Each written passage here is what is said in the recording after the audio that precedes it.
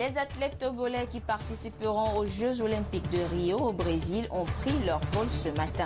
Avant de partir, ils ont été investis par le Premier ministre de la noble mission d'être de vaillants ambassadeurs du Togo en terre brésilienne. Les consultations Afrique-Chine, États-Unis pour la paix en Afrique sont ouvertes depuis ce matin à Lomé. La sécurité maritime et l'économie bleue dans le golfe de Guinée et la promotion de la paix au Sahel sont les deux grands thèmes au programme de cette réunion préparatoire du prochain sommet de l'Union africaine sur la sécurité maritime. Et puis la 3G sera bientôt disponible sur le réseau Move. Les abonnés disposant d'un smartphone pourront surfer à des débits donnant accès au contenu multimédia. Une bonne nouvelle annoncée ce mercredi par la ministre en charge de l'économie numérique. Voilà pour les titres de ce journal. Bonsoir à toutes et à tous. Au palais de la présidence de la République, ce mercredi, le chef de l'État, Forex Jimna Nyazimbe, a accordé une audience au président du directoire de Maroc Télécom, Abdeslam Aïzoun. Les échanges ont porté sur le programme d'investissement et l'évolution des projets réalisés par cette institution dans notre pays. Au sortir de la rencontre, le président du directoire de Maroc Télécom s'est confié à la presse. Ses propos sont recueillis par Tchassinam Baga. J'ai eu le grand honneur et le privilège d'être reçu en audience par son Excellence le président de la République, chef de l'État. Ça a été l'occasion de passer en revue les programmes d'investissement de Maroc Télécom à travers Move ici au Togo et de voir à quel point les projets avancent et avancent bien conformément aux hautes instructions de son Excellence le président de la République, qui tient à ce que les nouvelles technologies de l'information, le numérique d'une façon générale, puissent être un atout pour le développement économique du pays. Et il a beaucoup insisté sur le fait que la jeunesse attend ces nouvelles technologies, le très haut débit notamment, qu'ils soient mobiles avec la 3G et demain la 4G, ou à travers le fixe porté par la fibre optique. Nous avons répondu, bien sûr, qu'un premier programme a été mis en place et qui est conforme à ces hautes orientations et qu'un deuxième programme avec les autres orientations d'aujourd'hui va être mis en place pour aller au-delà de la 3G et du fixe actuel pour aller vers le très haut débit, qu'il soit mobile ou fixe par la fibre optique, comme je viens de le dire.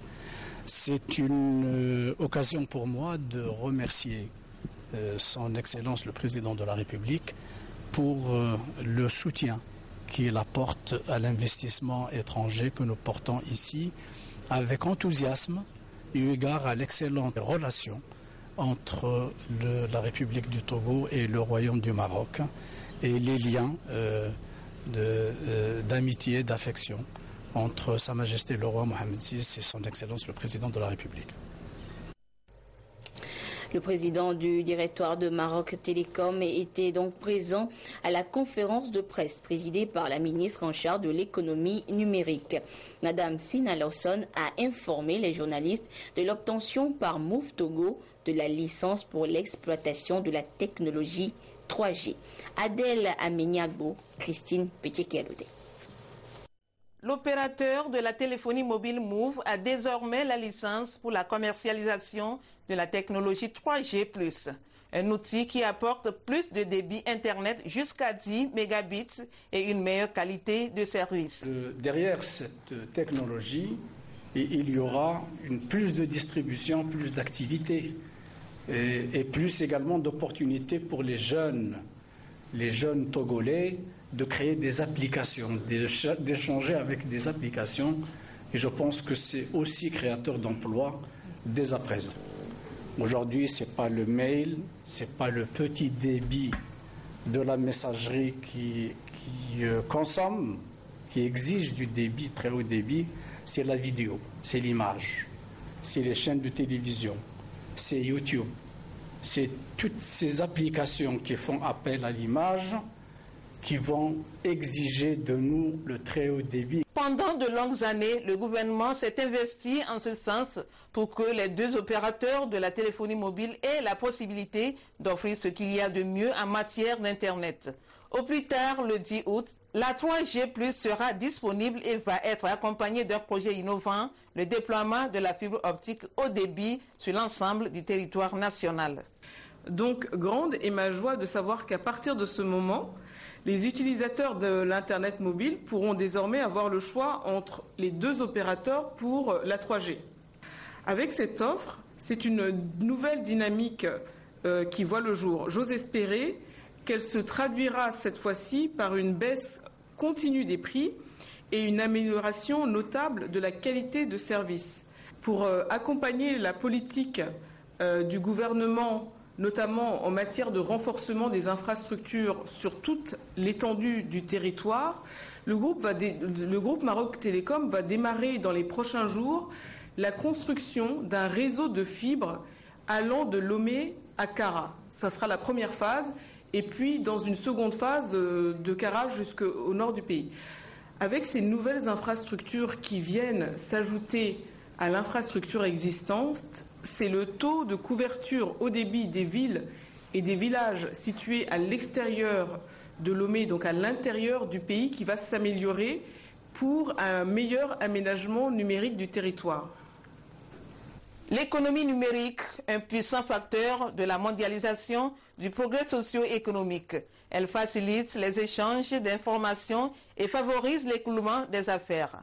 Le meilleur reste à venir selon la ministre en charge de ce secteur puisque le gouvernement se projette déjà vers la 4G qui permet des débuts de plus de 100 mégabits et les négociations pour l'attribution de ces licences pourraient démarrer très prochainement.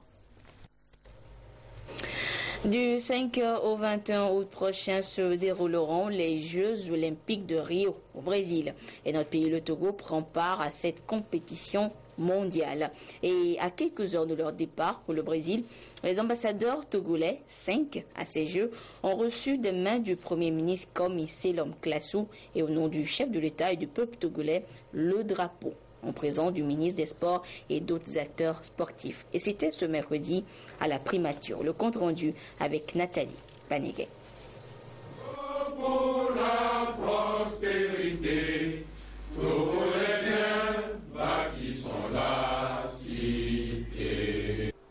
Ils sont 5 athlètes togolais au rendez-vous des Jeux olympiques de Rio du 5 au 21 août prochain. Au nom du président de la République et du peuple togolais, le Premier ministre Komi Selom Klassou leur a remis le drapeau pour aller défendre les couleurs du Togo dans 3 disciplines, la natation, l'aviron et l'athlétisme. C'est un plaisir pour moi de représenter encore une fois le Togo parce que ça fait déjà 4 ans que j'étais partie à Londres pour les Jeux de Londres. Donc ça fait 4 ans, maintenant je vais à Rio. C'est grand, j'ai appris, je me suis préparée assez pour aller faire de mon mieux. La délégation togolaise pour le village olympique est composée de 14 personnes. C'est-à-dire il y a 5 athlètes et 5 entraîneurs et 4 personnes qui sont de logistique et du personnel d'encadrement. C'est donc une grande compétition à laquelle prennent part ces athlètes. Leur défi, selon le ministre en charge des sports, est de ramener la victoire. Nous avons mis tout ce qui était possible en jeu pour pouvoir préparer au mieux nos athlètes. Nous savons qu'ils vont dans une arène internationale où la compétition va être très rude puisque chaque pays va présenter le meilleur de ce qu'ils ont dans chaque discipline. Mon vœu, c'est que nos jeunes athlètes puissent défendre les couleurs et apprendre encore dans une compétition internationale telle que les JO. Cultiver la vertu et la vaillance, c'est en ces termes que le chef du gouvernement a exhorté cette équipe à se donner afin d'honorer par sa bravoure le Togo. La cérémonie de remise du drapeau national de ce matin est pleine de symboles et de fierté. Symbole, car pendant plus de 2 semaines, vous allez défendre sans relâche les couleurs nationales pour lesquelles aucun sacrifice n'est trop grand. Pour ce faire, vous avez la lourde responsabilité de cultiver vertu et vaillance, comme nous le recommande l'hymne national, afin qu'à l'issue de ces grandes compétitions mondiales, le Togo puisse être porté haut. Fierté, car au-delà du devoir, c'est une opportunité pour vous d'affirmer aux yeux du monde, mesdames et messieurs les athlètes, votre savoir-faire dans vos disciplines respectives, fruit de tant d'efforts, de travail et de privation. Je suis persuadé que vous serez à la hauteur des défis eu égard à la discipline et à l'abnégation dont vous avez fait toujours preuve. Je voudrais, au nom du président de la République, au nom du gouvernement et du peuple togolais tout entier, vous remettre le drapeau national et vous exhorter à le défendre vaillamment.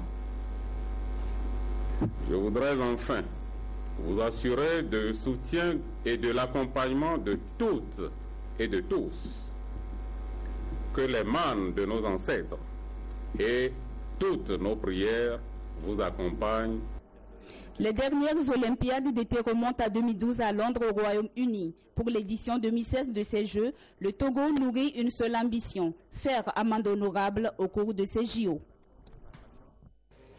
Bonne chance donc à nos ambassadeurs. Réunis ce mercredi pour la deuxième séance de la deuxième session extraordinaire, les députés à l'Assemblée nationale ont voté tour à tour des projets de loi relatifs à la navigation maritime destinés à renforcer l'action de l'État en mer. Les deux autres projets de loi adoptés ce jour portent sur la pollution marine. Le contenu de ces projets de loi et leur avantage pour notre pays dans ce reportage signé Arnaud Kili. Le premier texte de loi adopté autorise l'adhésion du Togo à la Convention internationale sur le contrôle des systèmes anti-salissures nuisibles sur les navires. Le second texte permet au pays d'adhérer à la Convention internationale de 1992 portant création d'un fonds international d'indemnisation pour les dommages dus à la pollution par les hydrocarbures.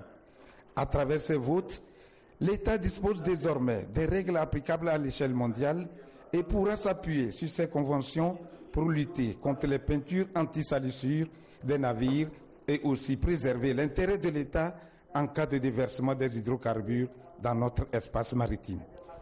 Soucieux de protéger l'environnement marin et côtier et de contribuer à l'effort de la communauté internationale, notre pays a jugé nécessaire d'adopter à ces deux instruments pour accroître sa capacité d'intervention en cas de pollution et de sinistre.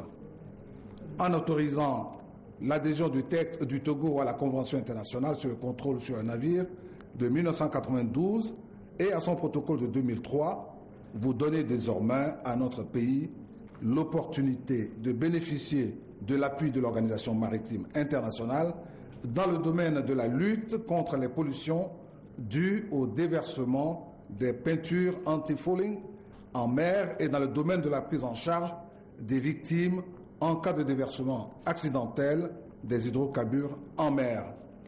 Par l'acte que vous venez de poser aujourd'hui, vous confortez le gouvernement dans son effort de lutte contre la pollution marine en vue de la préservation de la qualité de l'environnement marin et la protection de la santé des populations riveraines. Le port autonome de Lomé a opéré d'importantes réformes ces dernières années pour s'inscrire dans la modernité comme un port de transbordement. Eu égard au flux de transactions commerciales constatés au port autonome de Lomé, les risques de pollution des peintures anti-salissures des navires sont réels sur nos côtes.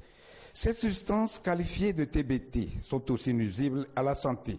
C'est pourquoi la représentation nationale donne à l'exécutif la légitimité juridique pour maintenir l'environnement marin, la zone économique exclusive et le plateau continental exempt d'organismes aquatiques nuisibles et d'agents pathogènes. J'invite le ministère en charge de l'environnement à initier et coordonner des projets irrelatifs en vue de faire bénéficier des avantages qui en découlent pour notre pays. Après le vote de ces deux projets de loi, les députés se retrouveront jeudi pour l'examen en plénière d'un autre projet de loi relatif à la navigation maritime, en l'occurrence le Code de la marine marchande. Et restons toujours dans le secteur maritime avec cette interrogation à présent. Quelle stratégie pour venir à bout du terrorisme, des trafics en mer et créer un climat de sécurité dans le Sahel? Le sujet mobilise l'attention des experts des questions de paix et de sécurité maritime depuis ce matin à Lomé autour des consultations Afrique-Chine États-Unis. Des assises organisées par le gouvernement togolais et ses partenaires pour passer en revue les questions de sécurité maritime dans le golfe de Guinée. Les sujets liés à la promotion de l'économie bleue dans la région seront également abordés durant ces 2 jours de réunion. Les précisions avec Augustin Kossi et Prudence Zissou. Le continent africain, notamment le Sahel, fait face de plus en plus à des actes de terrorisme, de piraterie maritime dans le golfe de Guinée, de même que des trafics de tout genre qui sapent dans cette zone les différentes initiatives de développement. La situation devient alarmante et nécessite de nouvelles stratégies au niveau de chaque État et des organisations régionales. Le Centre Carter pense alors à une collaboration soutenue des États pour relever ces différents défis. Le diagnostic de ces différents mots est posé à Lomé à travers ces consultations Afrique-Chine-États-Unis pour la paix. Des pistes de solutions seront explorées à ces assises grâce à l'implication d'éminents experts sur les questions de paix et de sécurité en Afrique et dans le monde.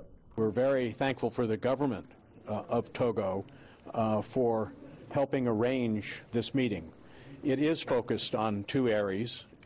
One, the issue of maritime. La paix dans le Sahel, la sécurité maritime et l'économie bleue sont des sujets sur lesquels la Chine et les États-Unis peuvent bien collaborer. Et surtout en Afrique, il y a un grand terrain d'entente entre les deux parties. Donc cette initiative a été lancée après des conversations entre le président Xi, le président chinois Xi et l'ancien président Jimmy Carter. Les intentions du Centre Carter sont de promouvoir la paix et de construire de l'espoir. One very important area for US-China collaboration is for peace in Africa. Ces consultations tripartites qui se tiennent pour la première fois sur le continent et que la capitale togolaise a le privilège d'abriter balisent ainsi la voie aux préparatifs du prochain sommet de Lomé sur la sûreté, la sécurité maritime et le développement en Afrique. Elles viennent renforcer les différentes actions menées par le gouvernement pour la consolidation de la paix, la lutte contre les trafics illicites et la piraterie maritime. Pour le Togo, les consultations Afrique, Chine, États-Unis pour la paix en Afrique constituent un forum de collaboration multilatérale tout à fait original, à même d'apporter une plus-value à l'action globale pour la paix sur le continent. Je voudrais ici saisir cette occasion pour saluer cette vision du président Jimmy Carter et féliciter les responsables du Centre Carter pour leur détermination et leur engagement pour la paix dans le monde. Il s'agit d'un mécanisme certes informel, mais également souple et flexible, qui favorise des discussions franches et encourage l'esprit de collaboration et de collégialité. C'est là une des raisons principales de l'adhésion du gouvernement togolais.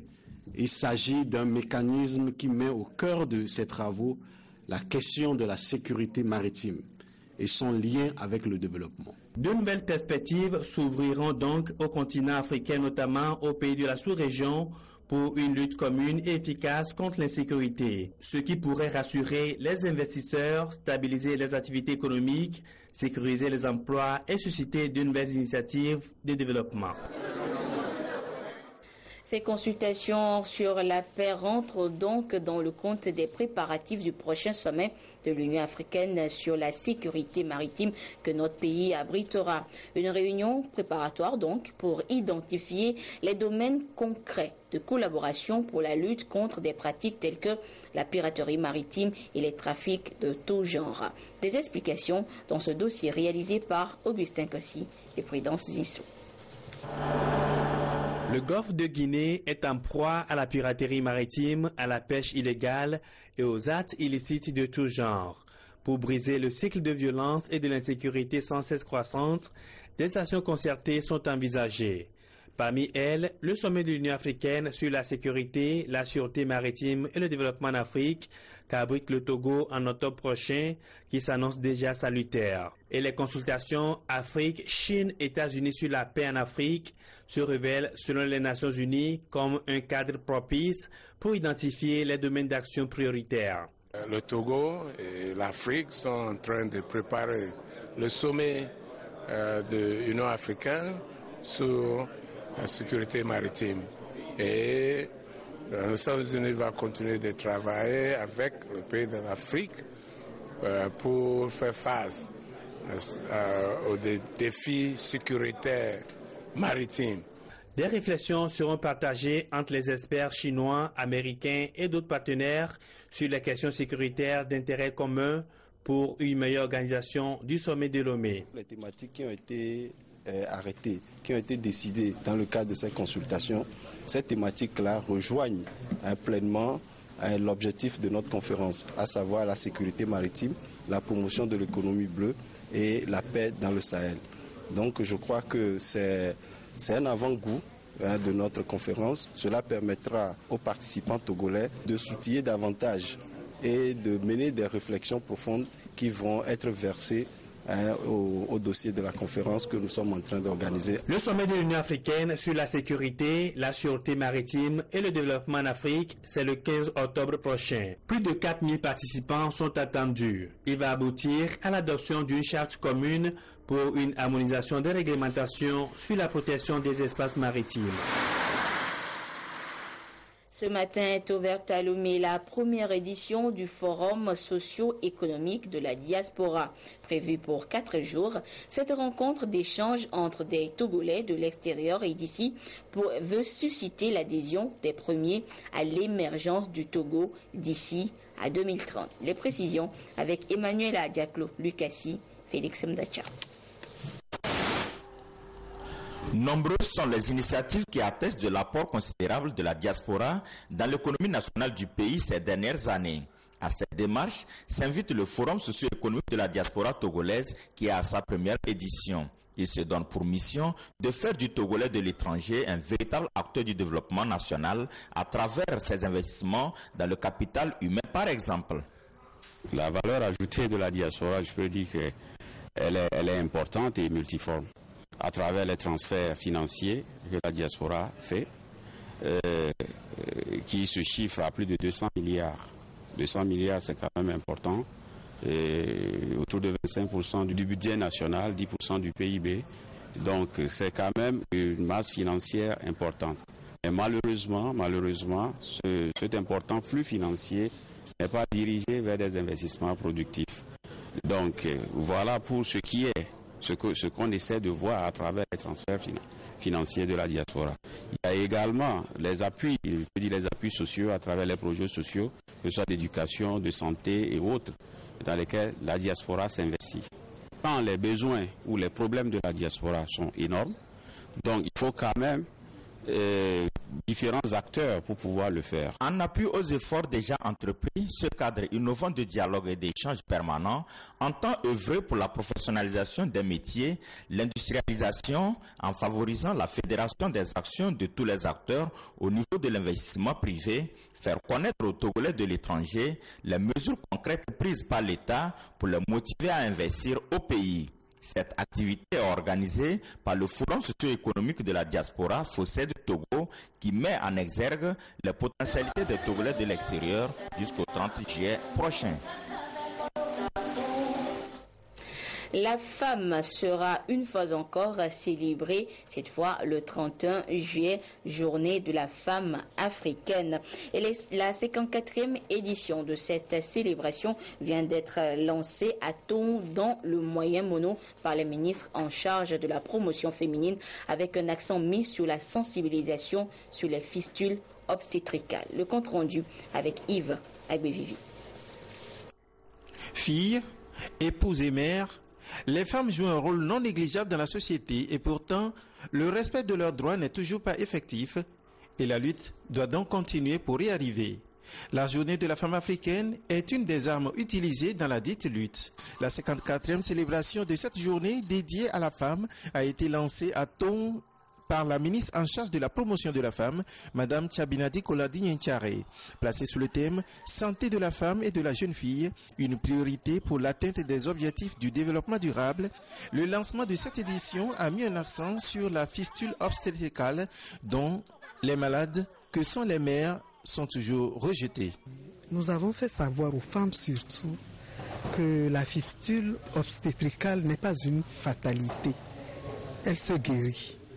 En 2010, le 14 septembre exactement, le chef de l'État, son Excellence, M. Foreso Zinna Simbe, avait lancé la campagne d'accélération de la réduction de la mortalité maternelle et néonatale. Et dans ce cadre, beaucoup de mesures et des actions ont été entreprises pour améliorer la santé de la femme. Et depuis lors, il y a déjà eu 8 campagnes de réparation de la fistule et environ 400 femmes ont été opérées et au moins 300 parmi elles ont été définitivement guéries et réinsérées au plan social et au plan économique. Le lancement de cette célébration à Tongo, soutenu par plusieurs autorités, a été salué par le préfet, le colonel Diato, qui a invité les populations du Moyen Mono à soutenir cette célébration qui fait partie de la lutte engagée par les autorités togolaises pour le bien-être de la femme. Une lutte encore matérialisée à ce lancement par un don du gouvernement, don de kits complets d'intrants pour la consultation prénatale et la planification aux populations du Moyen Mono. 200 femmes vont ainsi bénéficier de prises en charge gratuites. Ce lancement donne le ton aux activités marquant la 54e célébration de la journée de la femme africaine, dont l'apothéose aura lieu le 31 juillet prochain. Et parlons également de l'actualité avec cette autre femme. Il s'agit de Hillary Clinton qui a été investie par les délégués démocrates candidates à la présidentielle. La première femme dans l'histoire du pays de l'oncle Sam a participé à la course à la Maison Blanche. Et Hillary Clinton a été investie sous les yeux de son mari, Bill Clinton, pour qui beaucoup seraient un réel atout pour peut-être la prochaine présidente des États-Unis. Regardez. À presque 70 ans, sa voix est un peu fatiguée, mais son sens du spectacle intact. Je vous présente la plus déterminée, celle qui a changé le plus de choses dans ma vie, la secrétaire d'État et prochaine présidente des États-Unis, Hillary Clinton. Bill Clinton déroule le tapis rouge à sa femme, soucieux de ne pas apparaître comme le candidat, mais bien comme l'époux de la candidate. Et la communication est parfaitement soignée, comme lorsqu'il s'affiche en grand-père idéal, semblant mener une retraite paisible comme des millions d'Américains à l'écart de la vie politique. Ce n'est plus ma place. Moi, je suis un grand-père comblé et je n'en veux à personne. Alors la question est posée. Bill Clinton est-il un atout pour Hillary dans la course à la Maison-Blanche ? Quand lui sourit, elle a le visage fermé. Quand lui blague volontiers, elle est moins avenante. De son mari, Hillary tire donc une force, sa popularité. 56% d'opinion favorable auprès des Américains, bien plus que Bush et Obama, qui lui ont depuis succédé. Car son bilan économique est le plus faste qu'ait connu le pays depuis la Seconde Guerre mondiale. 22 millions d'emplois créés durant sa présidence entre 1993 et 2001, qui restera pour beaucoup le souvenir d'une période prospère et apaisée pour les États-Unis. Les Américains ont été traumatisés par le 11 septembre et par la crise économique de 2008. Les années Clinton, si l'on compare, seront donc pour eux des années sympas, où même républicains et démocrates arrivaient à discuter. La stratégie d'Hillary, c'est donc de capitaliser sur ces bons souvenirs tout en faisant oublier les plus mauvais. Mais les Américains, eux, n'ont jamais oublié les frasques de Bill Clinton. L'affaire Monica Lewinsky, du nom de l'ancienne maîtresse du président, hante encore aujourd'hui le plus célèbre couple américain. Et le sujet est surtout devenu l'angle d'attaque favori de Donald Trump, le candidat républicain, qui entend ainsi contrecarrer la campagne aux accents féministes d'Hillary Clinton. Elle est mariée à un homme qui, dans l'histoire de la politique, est celui qui s'est le plus mal comporté avec les femmes. Et Hillary, si vous regardez bien, s'est rendu complice de ses agissements en le soutenant à chaque fois. Hillary Clinton répond avec fermeté qu'elle n'est pas une femme sous influence, que sa présidence en cas de victoire ne sera pas le 3e mandat de son mari.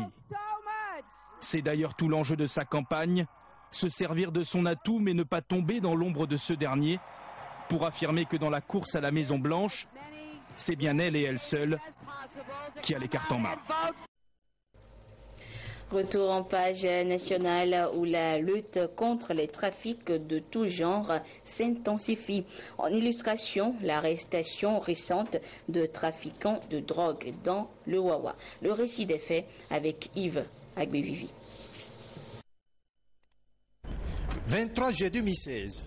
Sur cette voie qui mène à la localité de Pété-Bénin, dans la préfecture de Wawa, et située à environ 3 heures de route d'Atakpamé, la police a intercepté ce poids lourd à une heure creuse, 3 heures du matin. Une fouille minutieuse du gros porteur soigneusement chargé de bois de chauffe révèle que le chargement visible en cachait un autre. Je lui ai demandé qu'est-ce qu'il a dans le véhicule et il me dit qu'il a chargé les bois de chauffe. J'ai dit sans problème, je vais aller vérifier, voir. Et c'est là, il a ouvert, j'ai vérifié. J'ai regardé, sous les bois, j'ai vu des ballots. Ces ballots, j'ai dit qu'est-ce qu'il y a dedans? Il dit c'est les pagnes. C'est là, j'ai appelé mon chef pour le rendre compte et le chef m'a donné des instructions de garer le véhicule et va envoyer une équipe. Mais la surprise sera encore plus grande quelques instants après l'ouverture des ballots. Des paquets épais de cannabis soigneusement emballés, plus de 3 tonnes de la dite drogue.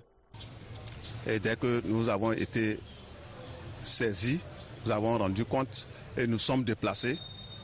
Nous avons constaté que c'est un camion qui transportait du bois et il a soigneusement dissimulé des sacs contenant des pains de cannabis sous le bois de chauffe.